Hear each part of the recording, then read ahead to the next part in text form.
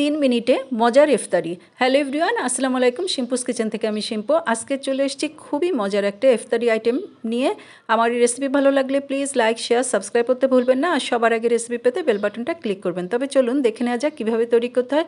প্রথমে আমি এখানে স্ট্রবেরি, আঙুর, আপেল, ক্ষীরাই আর নাশপাতি নিয়েছি। আপনারা আপনাদের পছন্দ মতন ফ্রুটস নিয়ে নিতে পারেন। আর এখানে 1 চিমটির একটু বেশি লবণ দিলাম, আর 4 চামচের 1 চামচের মতন হচ্ছে চিনি দিলাম, আর 1 পিস লেবু নিয়েছি। লেবু এরকম 1 পিস কেটে নিয়ে সম্পূর্ণ রসটা, লেবুর রসটা নিয়ে নিতে হবে।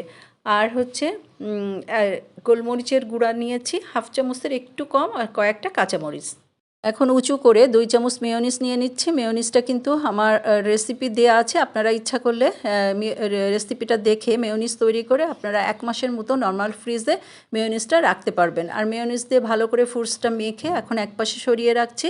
আর এখানে আমি 2টা ক্ষীরাই নিয়েছি। ক্ষীরাই 2টাকে ভালো করে ছিলে ধুয়ে পরিষ্কার করে একদম মধ্যেখান দিয়ে আমি কেটে নিচ্ছি। আপনারা আপনাদের প্রয়োজন মতো কম বেশি করে নিতে পারেন। আর এখন ক্ষীরাইয়ের ভিতরে যে বীজটা থাকবে সেই বীজটা কিন্তু আমি একদম একটা চামচ দিয়ে আমি উঠিয়ে ফেলবো। আপনারা অবশ্য ভিডিও দেখে সম্পূর্ণ বুঝতে পারবেন।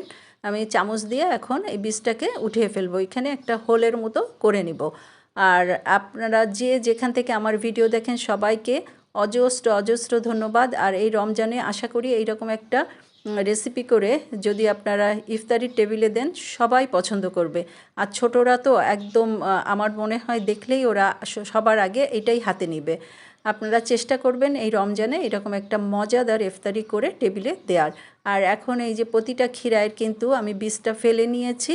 আর এখন আমি যে ফ্রুটসটা মাখিয়ে রেখেছিলাম, এখন ফ্রুটসটা প্রত্যেকটা ক্ষীরায় এইভাবে দিয়ে দিতে হবে। দেখতে যেরকম সুন্দর, খেতেও তেমন মজা। আর যে যেখান থেকে দেখলেন সবাইকে অজস্র ধন্যবাদ। আল্লাহ হাফিজ।